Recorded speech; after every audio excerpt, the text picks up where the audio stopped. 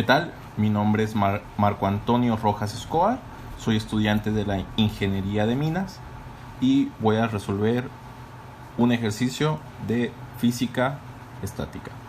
El problema dice: el sistema mostrado en la figura está en equilibrio. ¿Cuánto medirá el dinamómetro si sus unidades son newtons? Pues bueno, tenemos el esquema donde es un bloque con dos poleas y de estas cuelgan dos masas de 5 kilogramos.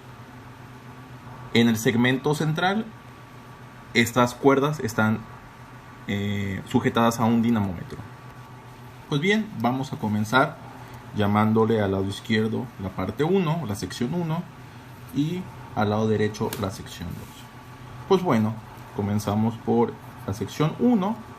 Tenemos que únicamente es una masa colgando. Pues entonces sabemos que esa masa tiene un vector de fuerza llamado peso y apunta hacia abajo. Vamos a llamarlo masa 1 por gravedad.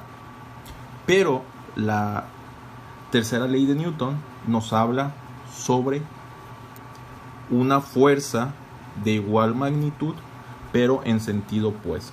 A esto le vamos a llamar tensión 1.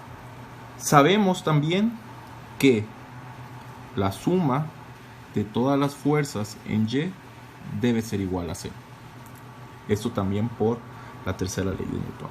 Pues comenzamos. Sabemos que tensión 1 menos la masa 1 por la gravedad. ¿Por qué menos? Pues porque la flecha está apuntando hacia abajo. Es igual a 0. Podemos resolver esta ecuación como T1 es igual a la masa 1 por gravedad y podemos sustituir por sus valores. T1 es igual, masa 1 sabemos que son 5 kilogramos, y G, que es la aceleración de la gravedad, tiene un valor nominal de 9.81 metros sobre segundo cuadrado. Si utilizamos la calculadora para hacer esta sencilla operación, pues multiplicamos 5 por 9.81, dándonos un resultado de 49.05 kilogramos metros sobre el segundo cuadrado. Estas son las unidades que conforman Newton. Pues bueno, tenemos el lado 1 hecho. Ahora, el lado 2 es lo mismo, es prácticamente lo mismo porque es una masa con la misma magnitud. Entonces, bueno, hacemos el diagrama.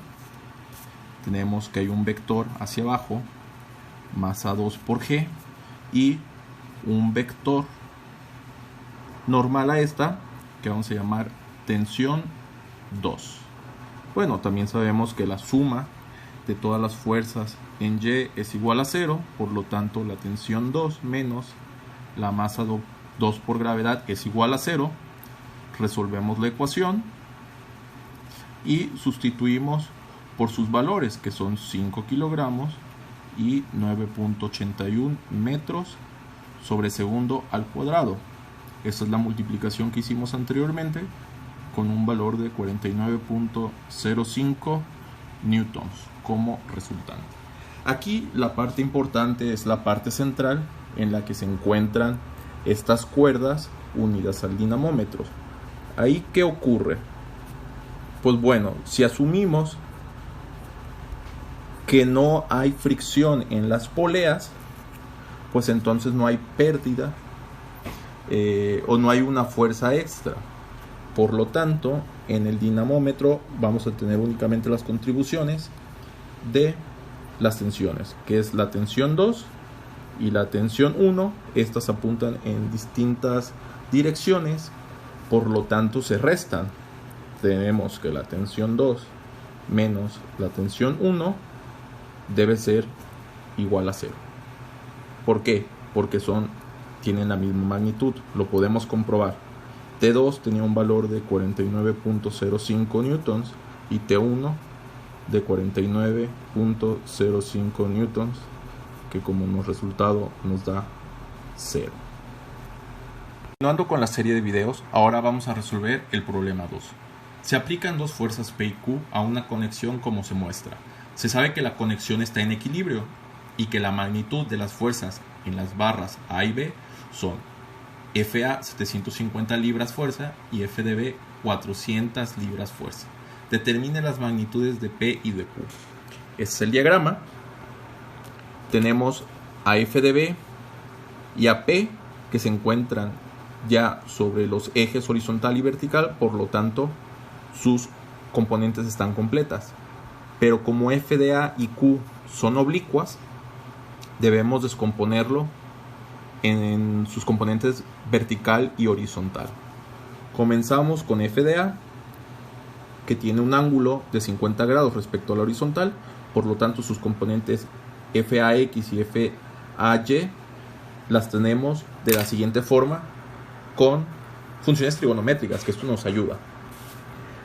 Entonces la componente vertical es fuerza de A, la magnitud de la fuerza de A por el coseno de 50, y la componente vertical, la fuerza de A o la magnitud de la fuerza de A por el seno de 50.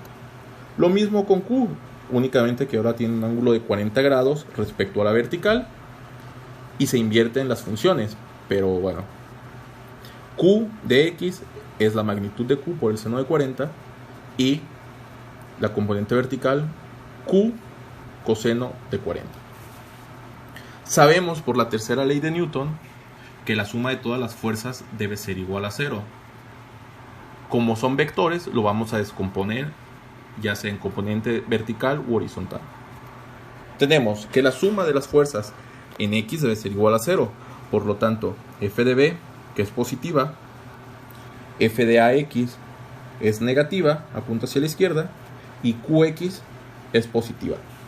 Entonces lo escribimos de su forma completa: F de B más la magnitud de Q seno de 40, que corresponde a la componente horizontal de Q, menos la magnitud de la fuerza de A coseno de 50, que corresponde a la componente horizontal del vector F de A.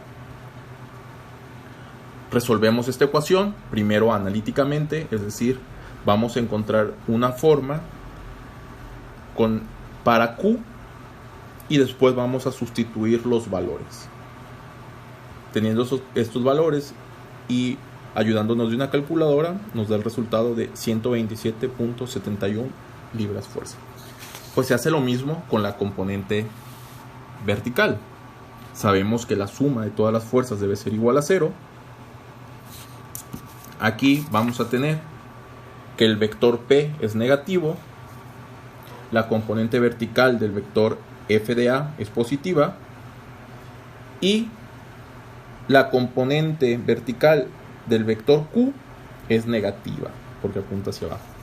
Pues bueno, escribimos esos valores: F de A seno de 50 menos P menos la magnitud de Q por coseno de 40, eso debe ser igual a 0. Resolvemos para P, dado que ya conocemos Q, sustituimos sus valores, computamos en la calculadora y nos da un resultado de 476.7. Esto según la precisión en cuanto a la cantidad de decimales que se tomen, pues variará un poquito.